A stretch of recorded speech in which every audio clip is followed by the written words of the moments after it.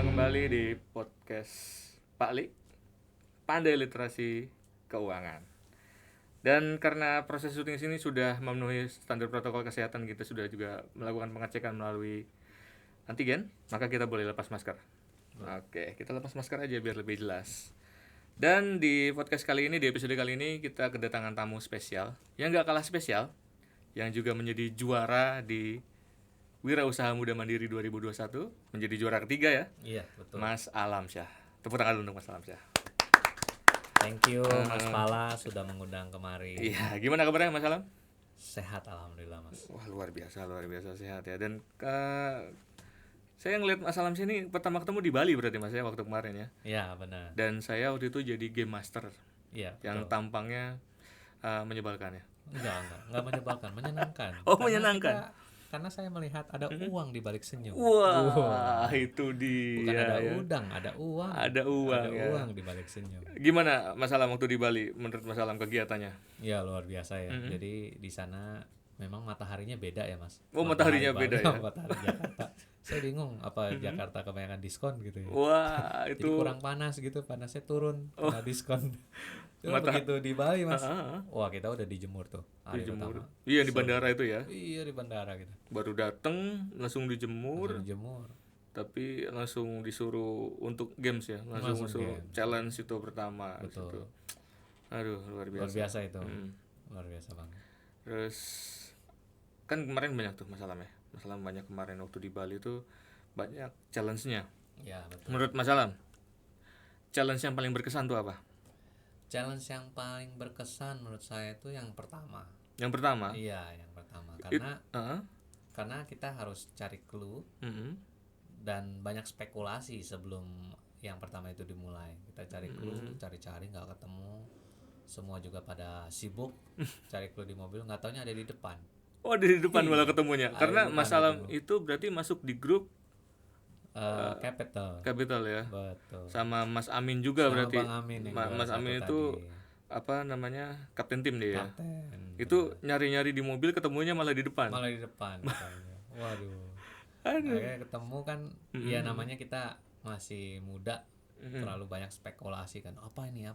Nebak-nebak ya. Betul. Padahal ternyata setelah acara selesai ternyata spekulasi yang terlalu banyak itu malah membuat kita letih. Oh, ada hikmahnya ya. Ada hikmahnya. Terlalu berspekulasi malah letih. Aduh, capek nih. Betul. Gitu ya. Jadi mendingan dimulai dari challenge selanjutnya kayaknya lebih milih aman nih. Lebih nggak usah spekulasi. Nggak usah spekulasi ya. Jadi menunggu sampai ada instruksi yang diberikan. Oh gitu. Seperti itu. Nah, Mas Alam kan saya lihat nih, Mas Alam kan selama di Bali itu ya di challenge yang itu.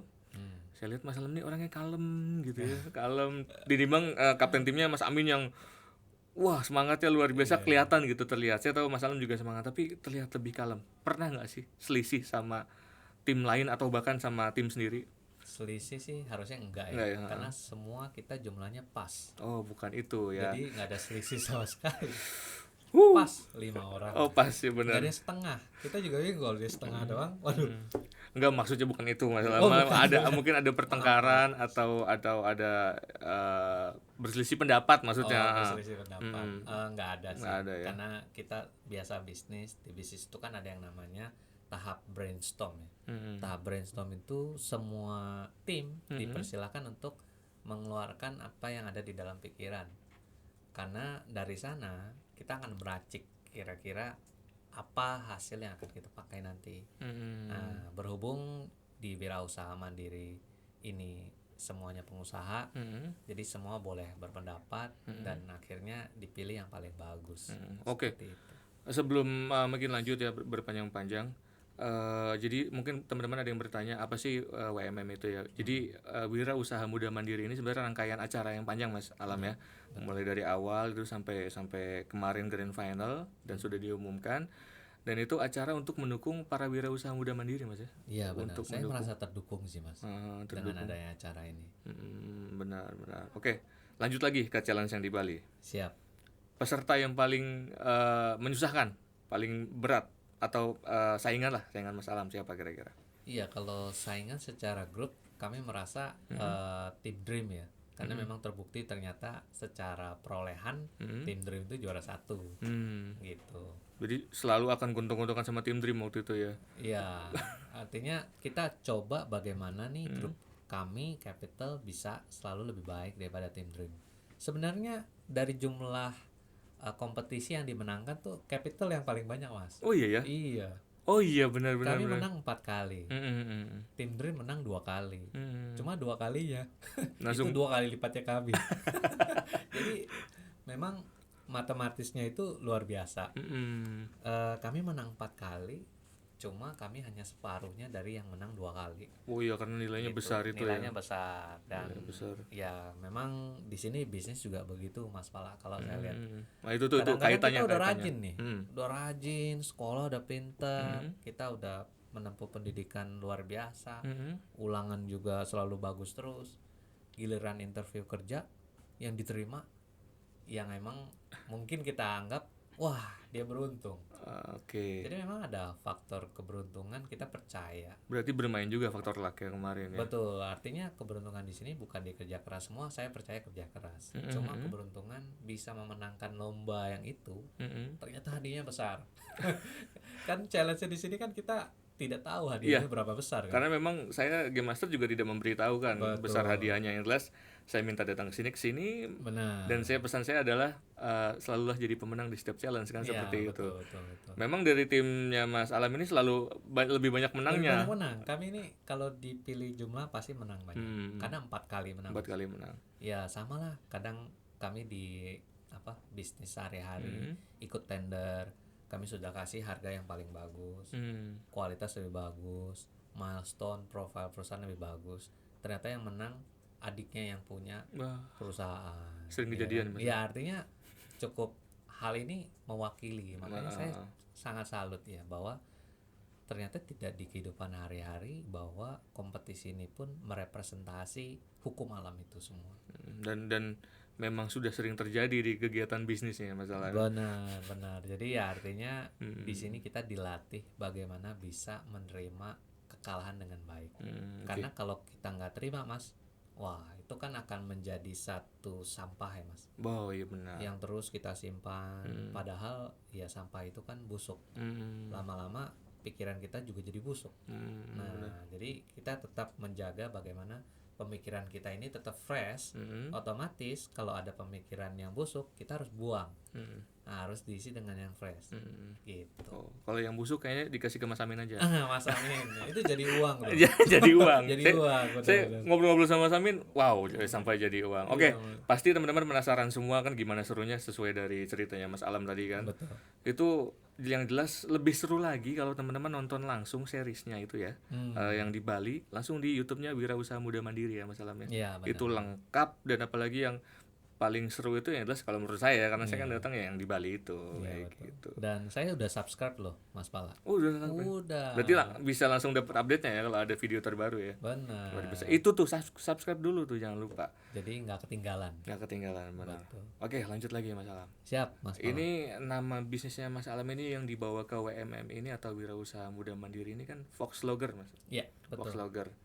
Itu sudah berapa lama Mas Alam Fox Logger itu saya namakan dari tahun 2015, Mas. Namanya dari 2015. Kalau di bisnis ini saya dari tahun 2010. Gitu. Penasaran sama namanya Fox Logger. Kenapa kepikiran ngasih nama itu? Ya, jadi karena bisnisnya berupa teknologi, Mas, kan GPS ya. Saya selalu berpikir kiblatnya itu harus ke barat-baratan. Oke. Nah, jadi namanya bahasanya harus bahasa Inggris. Nah, terus saya ada nonton nih Fox News. Oke. Terus ada Fox TV atau apa. Kayaknya Fox keren juga ya, simple. Karena satu ucapan aja, satu kosakata aja. Betul. Nggak terlalu panjang. Lalu kedua itu saya harus berpikir yang ada hubungannya sama produknya apa. Saya kepikiran lah kata logger, karena data di GPS itu ada namanya data logger, yaitu penyimpanan data memori. Nah, tapi waktu itu saya agak ragu pas cari logger di Google gitu ya. keluarnya illegal logging. Wah. Waduh, saya bilang ini disangkanya perusahaan kayu lagi Pembalakan jadinya. hutan jangan-jangan. Pembalakan hutan. Padahal kita reboisasi pun gak ada hubungan gitu. Jadi ya sudah, saya pikir toh ini karena memang GPS. Jadi kalau orang dunia per GPS-an tuh tahu logger lah, data logger sebagainya, ya sudah Fox logger kita pilih. Fox logger, jadi keberat-beratan bahasa Inggris dan cuma 3 kosakata. Karena memang syaratnya saat itu jangan lebih dari 3. Oh iya. Wow. Gitu. Sedetail itu ya, dan hasilnya memang simple ya, Fox logger. Kita ingat Fox logger udah. Betul, Fox logger. Kan, bener. Keren. Keren sih, saya emang ngerasa dengernya Fox logger keren ya. Oke. Baik. Ini kan bisnisnya bergerak di GPS. Betul. Global Positioning System, aplikasi GPS. Kenapa milih lini bisnis yang ini, Mas? Apa pernah kehilangan sesuatu jadi gua harus nempelin GPS nih di benda ini supaya gampang nyarinya? Yes. Kenapa? Kalau kehilangan sih enggak. Oh, enggak. Tapi diputusin mungkin iya. Wah. Jadi seperti diputusin. Kalau kehilangan sih enggak lah. Baik. Nah, jadi memang lucunya 2010 itu kan saya baru lulus S1, Mas. Jadi mau wisuda itu di bulan Desember. Nah, karena wisuda di bulan Desember, otomatis 2010 di awal tahun tuh sudah nggak terlalu banyak kuliah, Mas. Saya udah interview kerja di satu perusahaan. Akhirnya nego gaji nggak ketemu. Wah. Nah, akhirnya karena nggak ketemu, ya udah saya ngelihat ada peluang yang bisa saya jalanin, yaitu jualan. Jadi memang basicnya tuh sales keliling, Mas. Basicnya sales keliling, oke. Betul. Jadi ya kita bawa barang, kita keliling, masuk ke pasar mobil tuh. Jadi memang barangnya itu hari itu GPS, memang adanya depan mata itu. Udah saya pikir saya coba jualan deh. Nah itu awal ceritanya dari sana. Berarti memang secara langsung aja dagang waktu itu, kecemplungnya di situ. Dagang, terus ngerasain begitu dagang 2 minggu saya dapat untung 2.500.000. Wow.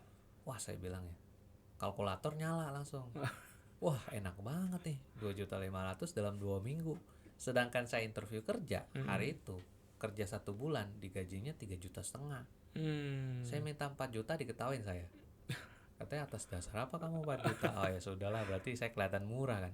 Nah di sini saya berpikir, kadang memang di mata orang tertentu kita murah, tapi di mata orang tertentu kita juga mahal. Benar. Jadi kalau saya lihat ya kayak misalkan gelas ini kalau kosong dijual di warung, dijual di supermarket, sama di toko souvenir pasti harganya beda. Benar. Barangnya sama. Benar. Nah akhirnya saya memahami filosofi itu. Oke. Nah dari situ saya berpikir ya memang bapak yang menginterview saya ini tidak mewakili harga saya yang sebenarnya.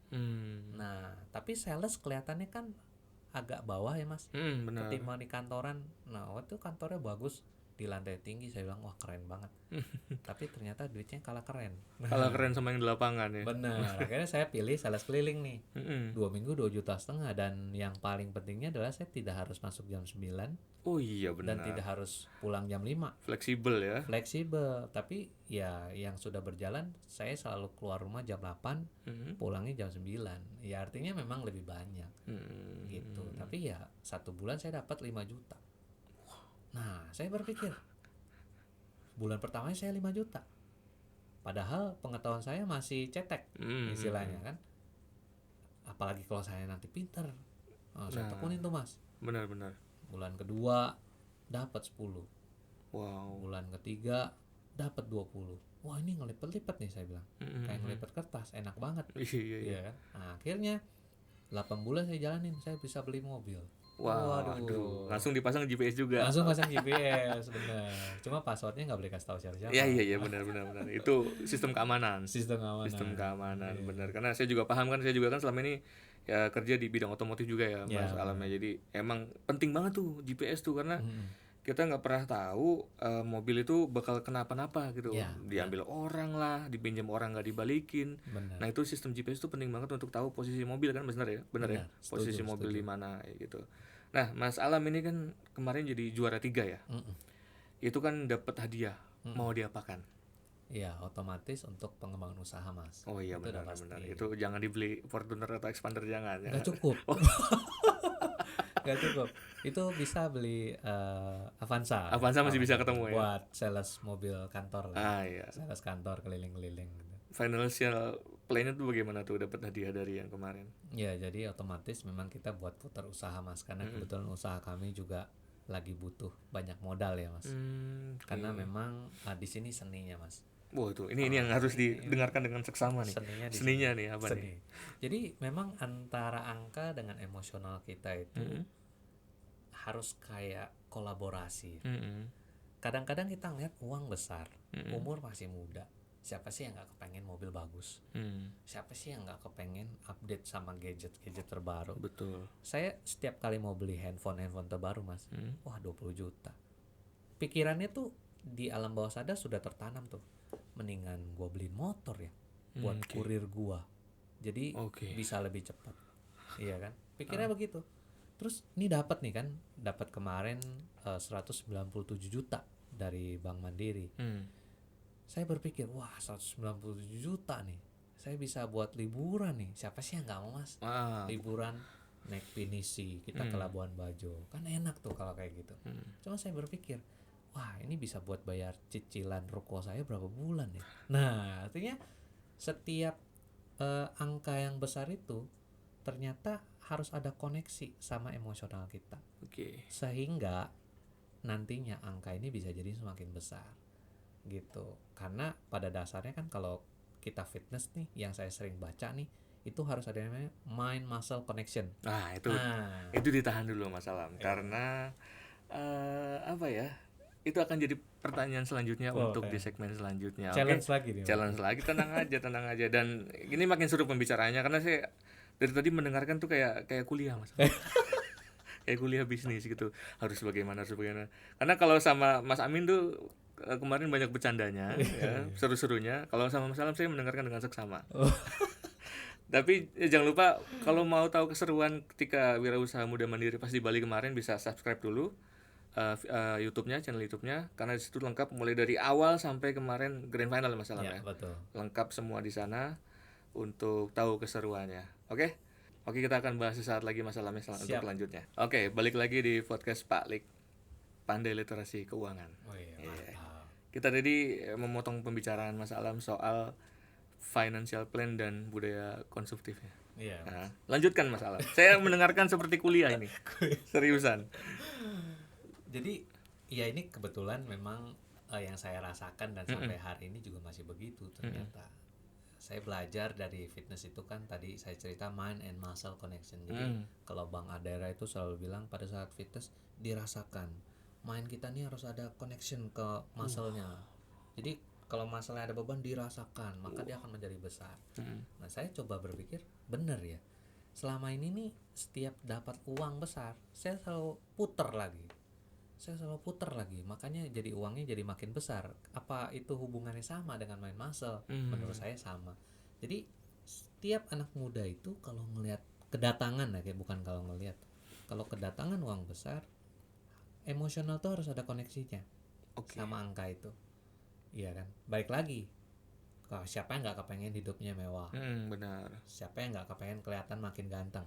Ganteng udah, cuma kan pengen kita makin ganteng. Oh iya benar. Naik mobil-mobil mewah, ya kan, handphone bagus, apa semuanya.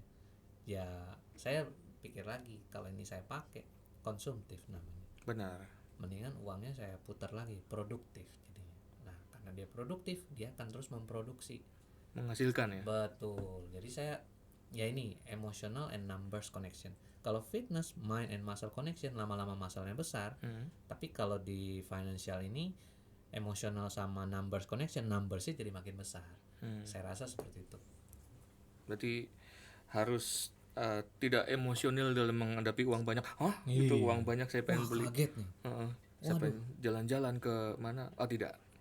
Harus seperti itu pikirannya, harus balik lagi ke logikanya. Oh ternyata kalau misalkan kita putar uangnya akan menghasilkan lebih banyak lagi. Betul, karena kan pada dasarnya saya percaya setiap orang suka uang besar. Nah jadi kesukaan uang besar itu harus selalu dipertahankan. Setiap datang uang besar, suka lagi gak yang lebih besar? Suka putar. Berarti kesukaannya malah jangan dihapus ya? Jangan dihapus. Harus saya tetap suka uang besar, betul. Setiap ada uang besar, kita tanya lagi, mau nggak yang lebih besar? Oke, kembangin. jadi selalu ada harapan untuk membesarkan uang itu lagi. Betul. Oke, ya itu yang saya tanamkan tuh. Betul. Kira-kira apa yang cocok buat saya ya? Oke. Oke, kita refreshing dulu Mas Alam. Siap. Kita pembicaraan sudah serius seperti kuliah 3 SKS. Kita akan bermain namanya Games Rapid Question. Wah. Jadi nanti saya akan memberikan pertanyaan ke Mas Alam, cuman pilihan ini apa enggak gitu kan ya. Kemudian Mas Alam tinggal jawab. Oke, saya mulai dari sekarang Mas Alam ya. Boleh. Pertanyaannya, pertama, pilih karyawan sedikit tapi solid atau karyawan banyak tapi nggak solid? Sedikit solid. Kenapa? Karena mengelola yang sedikit jauh lebih mudah. Jauh lebih mudah. Betul, jauh lebih mudah. Dan biaya operasionalnya jadi jauh lebih rendah. Oke. Jadi kalau misalkan kita kan sering lihat games ya, games yang misalkan ada 5 orang duduk baris, kita sebutin satu kalimat harus nyampainya sampai di ujung sama. Benar nggak, Mas? Benar. Nah, Mas bayangin kalau orangnya cuma 2, kemungkinan berhasilnya lebih berhasil yang 2 Iya, benar. daripada yang 5. Nah, saya lebih baik begitu. Yang lebih baik berarti yang sedikit tapi solid ya. Betul. Oke, pilih untung gede tapi jarang atau untung sedikit tapi sering? Nah, saya pilih untung gede tapi jarang. Untung gede tapi jarang. Betul. Karena ya sebetulnya nggak ada yang salah, nggak ada yang benar. Iya. Ketika ini besar, kita bisa langsung pakai untuk berapa jangka panjang. Gitu. Berarti masalah visinya seperti itu ya. Betul, dan saya melihat ada hubungan antara effort dengan result. Oke. Jadi kalau kan dongkrak, tahu ya Mas? Dongkrak mobil itu kan mengangkat mobil 2 ton. Tapi hanya dengan gerakan sedikit. Iya. Artinya effort sedikit, resultnya 2 ton keangkat. Oh iya. Nah, ini yang saya selalu berpikir, uang besar, begitu dapat besar, kita langsung posin nih untuk berapa panjang. Jadi kalau udah dapat yang besar, walaupun jarang, itu sudah mewakili sedikit tapi sering. Oke. Karena kita dapat besar, kita sering jadi dikit, kita bagi-bagi. Jadi kayak gitu. lebih ke pos-posnya itu Manajemen, ya. manajemen keuangannya. Oke, lanjut. Pilih usaha go internasional tapi nggak dikenal di Indonesia atau usaha nggak go internasional tapi sangat terkenal di Indonesia? Saya pilih di Indonesia. Pilih yang di Indonesia. Terkenal di Indonesia. Betul, karena saya berpikir jangkauan kita ini pilih yang paling dekat. Saya ingat 2010 saya memilih peluang jualan sales keliling, Mas, jualan GPS. Itu karena saya memilih yang paling dekat. Depan Adanya mata. peluang ini, udah jalanin aja. Oke. Iya kan, kita berandai boleh, berimajinasi juga nggak ada masalah. Tapi kalau yang di depan mata kita nggak pilih, masa iya kita mau nunggu kelaparan terus? Oke. Gitu. Nah, makanya Indonesia ini kan depan mata. Iya, hitungannya begitu ya. Nah, dekat sama kita ya. Betul. Oke. Pilih ciptain satu produk tapi booming atau ciptain banyak varian tapi nggak booming? Satu produk booming. Satu produk booming. Balik lagi tadi yang besar walaupun jarang gitu. Jadi saya melihat dan belajar sekaligus observasi. Sebenarnya konglomerat ini ya, top 10 richest-nya ini, core bisnisnya apa sih? Walaupun memang terkesan bisnisnya banyak, Mas. Tapi dia pasti ada satu yang paling menghasilkan besar. Oh iya, memang. Dan menciptakan istilahnya bisnis-bisnis yang lainnya. Karena dari yang besarnya itu dulu. Betul. Jadi saya percaya mendingan kita balik ke core. Satu Core produk nggak apa-apa tapi besar gitu. Oke. Ini pertanyaan bukan pilihan nih. Jika usaha saya dalam 10 tahun ke depan tidak berjalan, saya akan makan apa? Kalau 10 tahun nggak berjalan, saya akan apa ya? Bingung juga nih. Saya akan mengajar deh, Mas. Saya suka mengajar. Wow, mulia sekali. Tepuk tangan dulu untuk masalah semuanya. Mengajar. Kembali ke itu ya, mengajar itu luar biasa. Kenapa pengen mengajar? Karena saya merasa setiap saya mengajar, saya jadi belajar juga. Oh, gitu. Dalam banget. Iya kan. Karena ya lagi-lagi orang tua kita selalu bilang, kalau kita bicara itu harus pastikan tepat. Karena telinga yang paling dekat dengan mulutmu ya telingamu sendiri. Wow. Gitu. Jadi bukan telinga orang. Jadi ya pastikan setiap ucapan tuh benar. Oke. Gitu. Oke, selanjutnya, jika diberikan kesempatan, saya ingin sekali usaha saya bisa berkolaborasi dengan Saya mau kolaborasi sama Kaisang, Mas. Kaisang, Kaisang, anaknya presiden. anaknya Bapak Jokowi. Kepengen saya. Kenapa? Karena saya melihat Mas Kaisang ini satu masih muda. Otomatis networknya juga terlihatnya banyak ya, Mas. Ya senang aja bekerja sama dengan anak muda. Dan saya ngeliat semangat dan ambisinya besar. Oh iya, memang Mas Kaisang itu ya. Berarti Betul. Kaisang ini berarti yang bisnisnya Sang pisang. Nah, sang pisang dipasang GPS. Bukan itu ya? Bukan. Bukan ya. Jadi pohon pisangnya saya Oh. pasang GPS. Biar tidak ada salam dari Binjai, yang ada ya. Oke. Pertanyaan terakhir, jika saya tidak menjadi pengusaha, maka saya akan menjadi Kalau saya nggak jadi pengusaha, saya jadi profesional. profesional dalam bidang Kayak bisnis apapun boleh ya, bisa. boleh. Bisnis apapun ya. Iya. Mungkin ngasih nasihat gitu ya. Ngasih omset. Ngasih omset. Karena di balik omset ada uang. Ada uang, benar. Ya masa ada batu kan, adanya uang pasti kan. Oke, itu mungkin sedikit reverse supaya nggak bosan obrolannya. Siap. Oke, tepuk tangan dulu untuk Mas Alam. Luar biasa. Nah, balik lagi ke wirausaha muda mandiri nih, dari rangkaian challenge-nya Mas Alam. Siap, Mas Pala. Setahu saya Mas Alam itu waktu di Grand Final itu di challenge oleh Pak Menteri Erick Thohir. Ya. Dengan perusahaan teknologi seperti Tesla yang sudah dilengkapi dengan GPS. Itu bagaimana? Ya, betul. Jadi memang langsung ditanya bagaimana kamu bisa bertahan karena tren dunia otomotif yang mobil listrik itu sudah lengkap dengan hal-hal ini semua. Nah, itu dia. Gitu. Ya, saya menjawab aplikasi ini kan butuh learning process.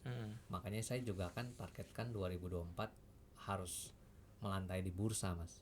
Wow. Gitu. Iya kan. Luar biasa. Jadi ya kepengennya kalau udah melantai di bursa kan dilirik, Mas. Iya, benar. Dan balik lagi strategi.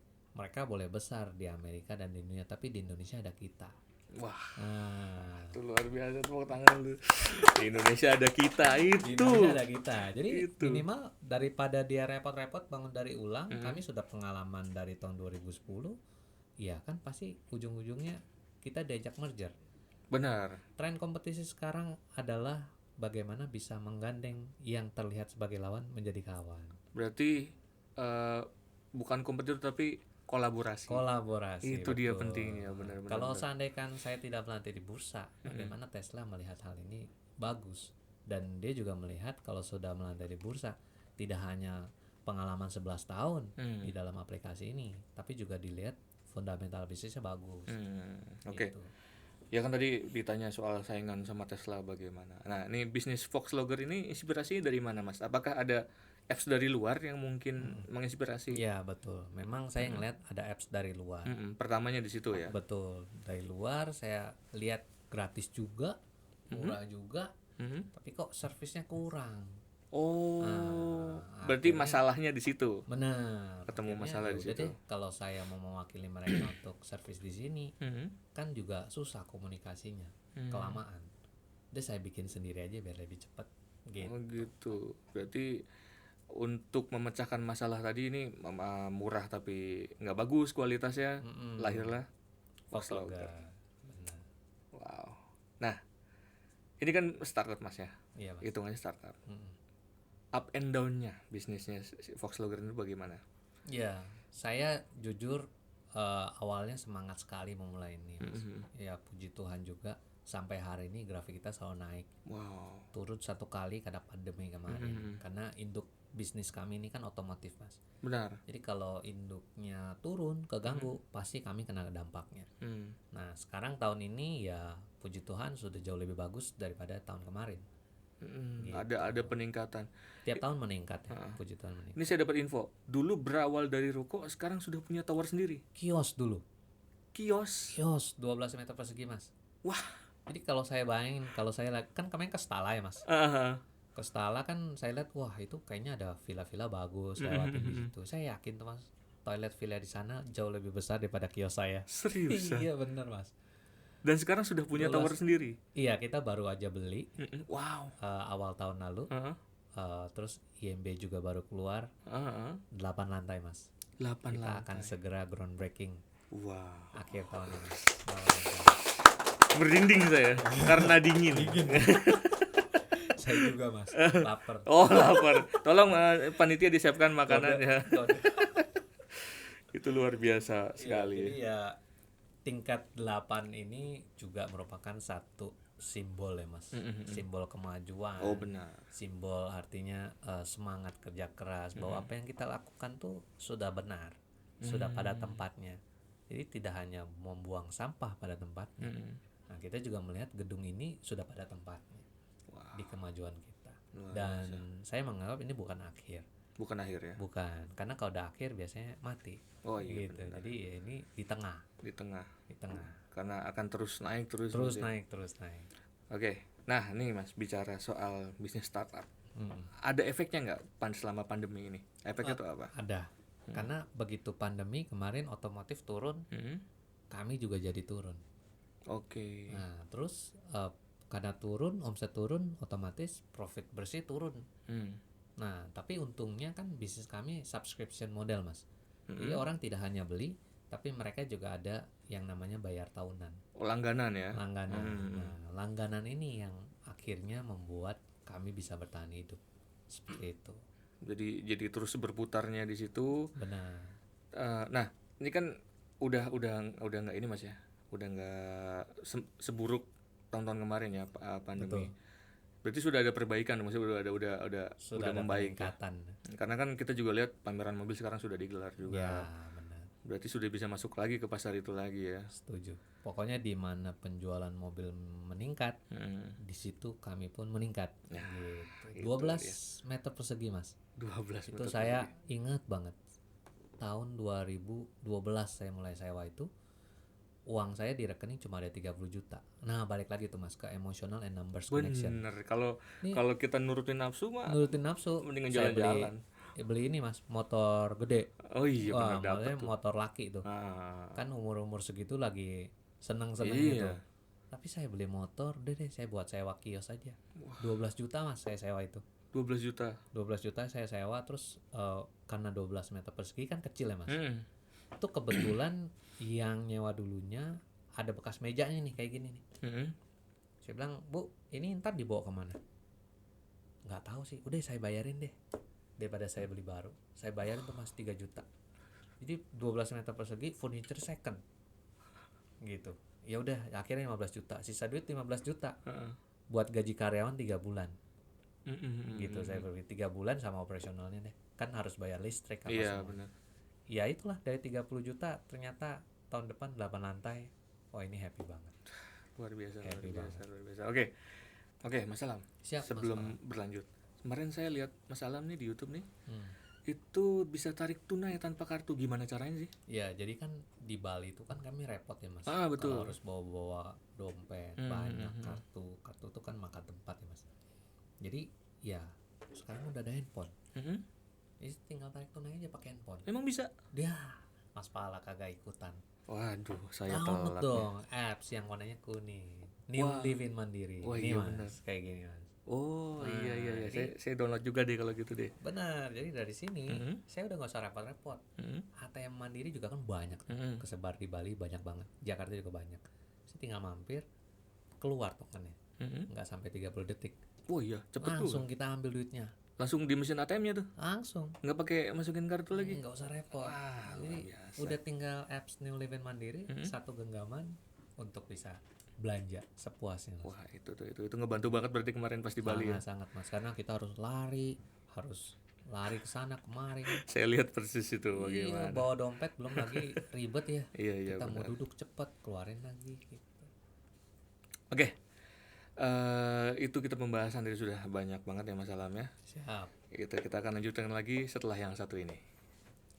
Oke, balik lagi di podcast Pak Lik bersama Mas Alam. Siap Mas Pala. Juara 3 dari Wirausaha Muda Mandiri 2021. Ya, kita lanjut ke pertanyaan-pertanyaan yang enteng aja Mas Alam. Kita akan ngobrol-ngobrol aja soal Volkswagen. Ya. Masih soal Volkswagen. Pernah dapat komplain nggak? Iya, kalau komplain pasti, Mas. Jadi memang ya saya melihat bisnis itu kalau nggak dikomplain juga nggak sehat, nggak berkembang. nggak berkembang, Benar. ya kan. Tetap perlu dikomplain. Kayak Hmm. kita pacaran begitu lama, kalau pacaran nggak komplain kita malah takut kan. Wah, apa jangan-jangan dia udah ada yang lain? Iya, gitu. benar. Nah, sama di bisnis juga begitu. Hmm. Ini konsumen kok anteng-anteng aja, apa jangan-jangan dia udah sama yang lain? Gitu. Ah, Jadi ya korelasinya di sana. Hmm. Jadi komplain itu kita melihat adanya perhatian, Justru malah perhatian ya. malah perhatian. Bukan sumber masalah, bukan. Bukan, Oke. bukan. Kamu gimana sih? Kok begini aplikasinya? Ya Bu, itu. waduh, Ibu perhatian nih sama kami nih. Nah, di situ kami melakukan perbaikan. Oke. Gitu. Itu pentingnya komplain, tapi jangan ngomel-ngomel juga ya. Jangan. Tapi ya kalau ketemu konsumen yang ngomel-ngomel sering. Oh, sering ya. Wah, sampai saya ke kantor kamu ya. Saya bakar kantor kamu.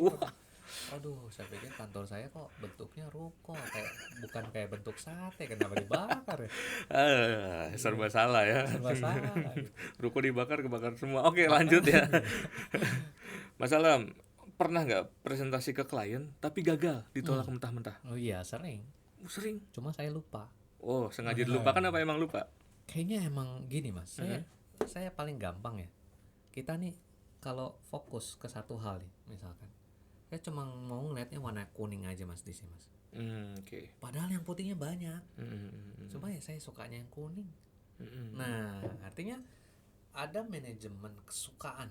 Kita kan kalau udah suka, contoh, pasti Mas Pala pernah jatuh cinta. Pernah dong. Nah, Pernah. ya kan? Pasti. Kalau udah suka, orang mau ngomong jelek apa tentang dia, apa yang kita rasain? Itu mah biarin aja lah. Iya, Belum tentu benar kan, ada di sana. Iya. Jadi itu saya suka yang namanya keberhasilan. Saya rasa semua orang suka Iya, keberhasilan. pasti dong. Tapi saya ingat bahwa saya itu sering lupa sama yang namanya kegagalan. Wah. Nah, jadi ketika saya coba dari pintu ke pintu, dari toko ke toko, saya hitung-hitung ya, itu satu komplek pasar mobil Kemayoran ada kali 200 toko kali. Iya benar memang. Konsumen saya paling sekitar 10%. Tapi yang saya ingat ya 20 itu aja. Yang 20 itu yang berhasil kejual itu ya. Iya, 180. Aduh, saya juga nggak tahu ini engkau siapa, ini siapa gitu. Saya cuma ingatnya, wah ini ada kuasyong. Jadi kalau kuasyong dapat, wah saya happy. Siap kuasyong, dikirim ya hari ini ya gitu. So itu yang sering saya lakukan dan ternyata di alam bawah sadar saya berlaku seperti itu. Benar. Saya sempat berpikir apa saya aneh ya? Enggak juga. Benar. Kalau kita jatuh cinta, nggak mungkin, Mas, kita melihat keburukan dia. Jadi kalau kita mau sukses, ya kita harus melihat keberhasilan yang kita mau. Iya benar, keindahan yang depan mata itu. itu. Iya, jadi saya, enak nih, gue dapat order lagi. Giliran engkau cinci yang lain nggak order atau ditolak, ya udahlah ya, kita juga jadi lupa. Cuma ya kalau kita dagang kan, zaman itu ya kita jualan. Halo kok, ya seakan-akan kenal aja, lupa. Oh ini yang nggak beli. Pokoknya kalau kita nggak inget, ini nggak beli berarti. Kalau dia beli pasti gue inget. Patokannya di situ ya. Gitu aja. Iya, berarti memang ya gitu. Mau sukses ya udah fokus aja sama kesuksesannya. Fokus sama kesukaan kita terhadap sukses. Udah lihat yang indah-indah. Wah, ke pasar mobil Kemayoran lagi. 200 Mas, yang beli 20. Ya udah nyisir lagi, yang belum beli kita nyisir lagi. Hai kok, gimana kabarnya? Padahal gak inget namanya siapa. So deket dulu aja. Betul. Benar. Jadi ya di sana lah, itu yang menurut saya optimisme yang berdasar. Oke, Mas. Ini kan perusahaan Volkswagen ini kan berbasis data. Nah, ini gimana cara meyakinkan klien untuk dengan experience data itu? Ya, paling gampang gini. Saya bilang, Mas Pala, ini jasnya saya jualan jas lebih bagus nih daripada Mas Pala nih. Nggak percaya. Nah, buktinya Cing Abdel aja pakai. Sebenarnya gayanya sama. Cuman begitu Cing Abdel pakai, dia jadi lebih ganteng. Karena dia jadi lebih ganteng, orderan masuk mulu. Ya, nah, akhirnya saya bilang, udah Mas Pala nggak usah beli dulu, coba aja dulu pakai 2 minggu. Saya kasih gratis, Mas. Oh gitu. Tapi memang kita harus ada kayak prediksi bahwa ini orang sebenarnya mampu beli. Gitu. Berarti tetap ngelihat dulu ya. Ngelihat dulu, ini orang mampu beli, cuma ya dia belum serak aja. Nah, jadi kan kita kalau jualan kan harus sesuai dengan segmen pasar. Betul. Deh coba aja dulu nih Mas Pala, jaketnya nih 2 minggu, nggak usah bayar, pakai aja dulu. Lah kan dipakai tuh 2 minggu, seneng dia, bener lebih bagus. Nah itu yang selalu saya masukkan. Jadi memang harus ada testimonial. Betul, testimonial dulu. Siapa sih yang udah pakai? Kita nggak ngomong, pasti ditanya. Karena ya gimana ya, orang kan suka ngerasa insecure ya Mas, menggunakan sesuatu hal yang baru. Gitu. Jadi harus ada experience yang dikasih tahu ke orang lain. Benar, apalagi ya kalau yang kita kasih tahu itu dekat hubungannya. Oh iya, itu dia lebih kena ya. Lebih kena. Nah, itu yang selalu saya pakai. Oke. Nah, Mas Alam, ini kan kalau saya cari tahu ya, Foxlogger ini kan sudah besar lah perusahaannya. Sudah bukan skala kecil lagi, udah ya orang tahu lah gitu. Siap Mas. Kenapa Mas Alam tetap mau ikut Wirausaha Muda Mandiri? Ya, jadi Wirausaha Muda Mandiri ini menyajikan akses juga Mas. Oke. Saya berpikir kalau saya bisa menang nih, sudah pasti dikenalin. Jadi saya cerita di awal nih Mas ya. Boleh. Yang datang itu kan namanya dari Region 4. Saya mewakili Region 4. Itu dipimpin sama Pak Singgih. Nah, itu sebagai regional CEO-nya. Lalu datangnya Pak Anas dan Ibu Maria di sini untuk memverifikasi bahwa perusahaan saya benar-benar eksis. Jadi pas datang, saya ini ada kepikiran mau mendekati salah satu grup usaha mandiri. Sudah saya coba dari 3 tahun yang lalu Mas, tapi tidak naik-naik. Komunikasi sebatas sampai di situ. Nah, datanglah Pak Anas, datang Bu Maria, saya cerita, ini kalau sampai salah satu grup usaha mandiri jadi konsumen kami bekerja sama, mereka sangat untung besar. Saya pun untungnya besar. Gitu. Jadi ya sudah, Pak Alam, nanti karena dilihat bisnisnya bagus, ya nggak malu lah dia kenalin Mas. Gitu. Benar. Ya kan ujung-ujungnya memang kita jadi orang harus tahu diri juga ya Mas. Nah, karena saya melihat ya saya tahu diri deh, Pak Anas, Ibu Maria ngajak saya, nggak akan malu-maluin gitu. Ibarat kita di tas nih, kalau kita ini sebuah tas, kalau Pak Anas, Ibu Maria ngeransel tas yang modelnya kayak saya, tambah keren deh gitu. Saya meyakinkan seperti itu. Ya kan. Nah akhirnya nanti akan mau diatur meeting sama petingginya. Jadi ya menurut saya ini luar biasa Mas. Dan itu akan menjadi, kalau sampai nih jadi bisnis, ini kan sejarah nih Mas ya. Tanggal berapa nih saya ngomong, bisnisnya belum terjadi. Kalau sampai terjadi, itu uangnya jauh lebih besar daripada Capital League yang kemarin. Nah, saya melihat ini teori sekali mendayung 2-3 pulau terlampaui. Itu dia ya. Dongkrak. Effortnya segitu. Efeknya 2 ton. Nah, kita kalau disuruh angkat 2 ton sendiri Mas, gak kuat. Jadi kita butuh yang namanya teknologi dongkrak. Kita butuh sesuatu hal yang besar seperti Bank Mandiri ini untuk bisa mendongkrak hidup kita, bisnis kita. Makanya saya sangat berterima kasih Mas sama Wirausaha Muda Mandiri 2021 ini. Luar biasa. Ternyata ngebuka jalan ya, luar biasa. Menginspirasi sekali teman-teman. Saya di sini juga banyak belajar jadinya. Oke, lanjut. Tips mengambil resiko, taking the risk. Iya Mas. Gimana Mas Alam? Resiko, banyak orang selalu bilang resiko itu selalu ada peluang. Tapi tidak semua resiko. Kalau saya berpikir, kita berkaca dulu, kita ini jagonya apa. Balik lagi yang tadi saya bilang, core-nya apa, saya jagonya apa. Kalau memang itu udah bidang saya, kita lihat peluang-peluang yang ada itu, ada resikonya yang mana. Kalau ada resiko, kita lihat hasilnya besar, kita boleh ambil. Nah, tapi judi dong kita bilang ya. Oh iya, bisa jadi. Hubungan sama taking the risk sama judi apa? Nah, jadi kalau di judi itu bisa tiba-tiba jadi nol, yes or no. Nah, kalau misalkan di taking the risk, kita kalkulasi Mas. Ada kalkulasinya. Kalau saya kalah 1.000, tapi kalau menangnya 1 juta, kan boleh dong Mas. Iya kan? Iya. Nggak ada masalah kalau kayak gitu. Terus kemungkinan saya kalahnya, jadi kita harus kalkulasi nih. Kalau kalah berapa? Kalau kita menang berapa?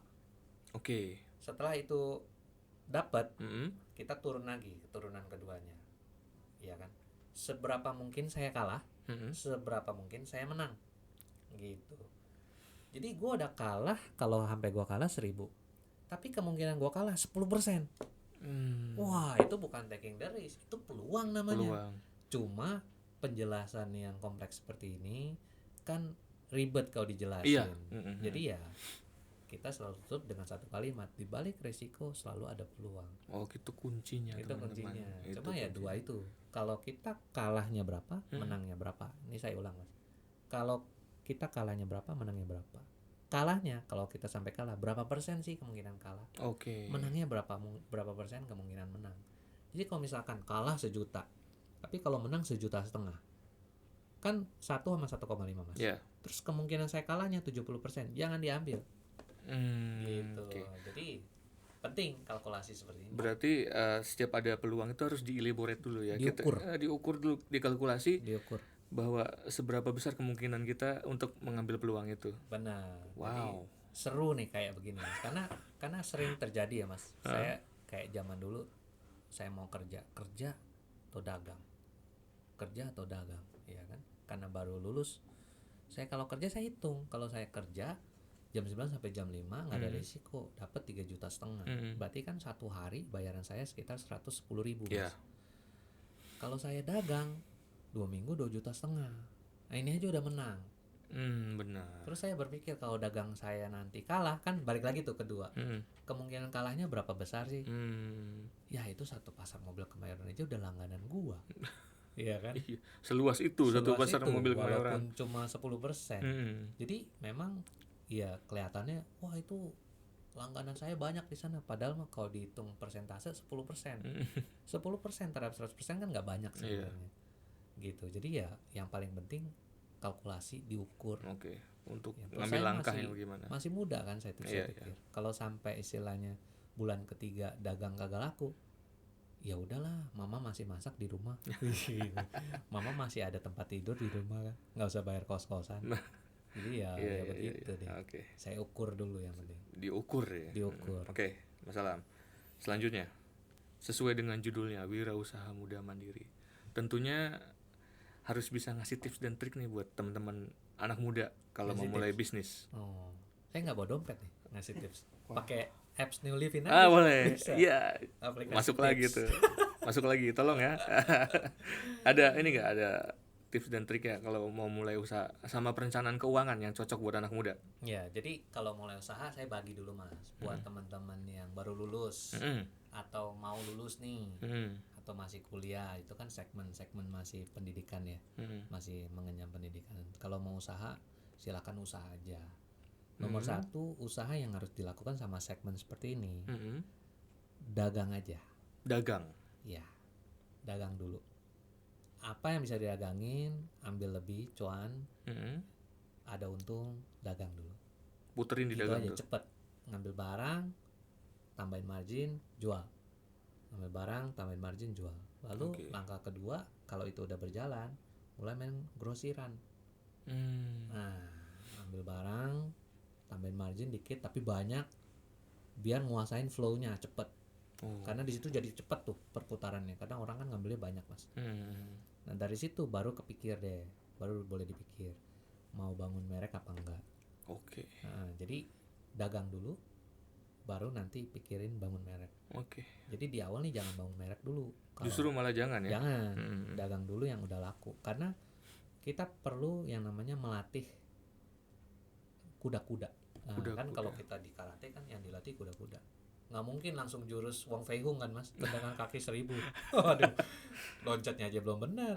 Nah di sini dagang itu ya udah, berarti latih dulu kuda-kuda. Dagang itu kuda-kuda awal untuk bisnis yang lebih besar. Betul, dagang aja dulu ya kan. Misalkan keliling kita butuh gelas, ya udah cari supplier paling murah. Itu kan seni, Mas.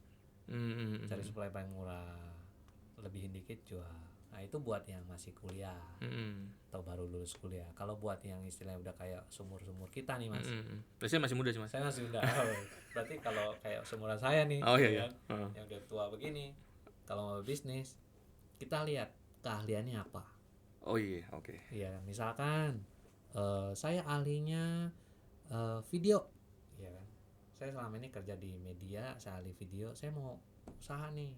Nah, usahanya harus berhubungan dengan kalian. Hmm. Jangan malah dagang nasi uduk. Oh gitu. Atau Oke, ya, ya. istilahnya, wah enak tuh dagang pastel, Hmm. cuannya gede. Jangan. Video aja. Apa dimulainya? Satu dari jasa, tulis aja tuh, buka tuh, bikin website atau Tokopedia. Jasa foto produk murah. Jadi sesuai kalian, tapi jualnya murah. Banting di pasaran, kan masih kerja, masih ada duit kan. Iya.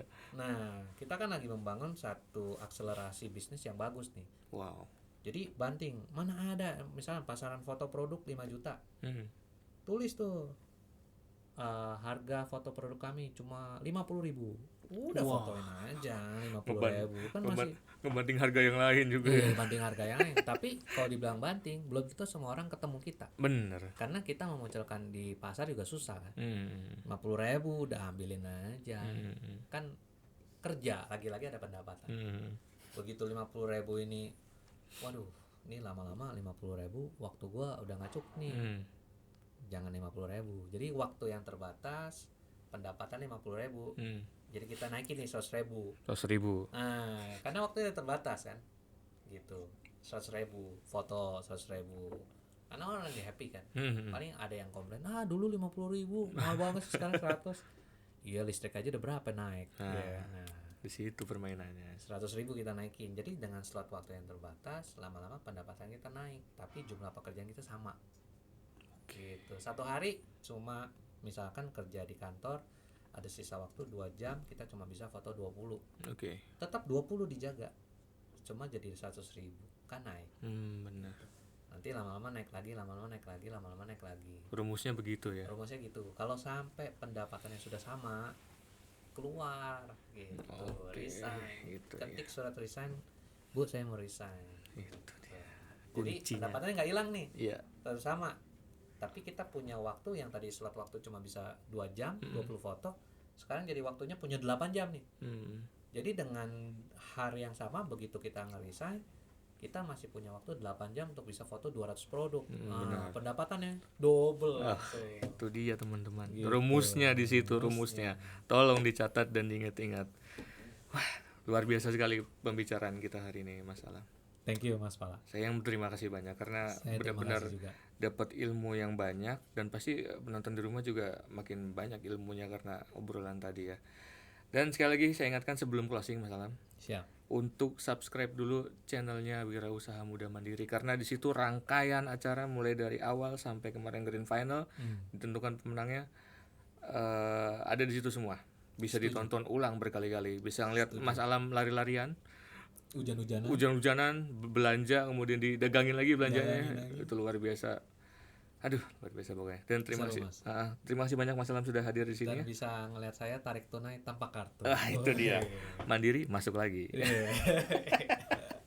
Terima kasih banyak. Thank you banyak Mas Pala. Sampai ketemu lagi di podcast Pak Lik berikutnya. Makasih Mas.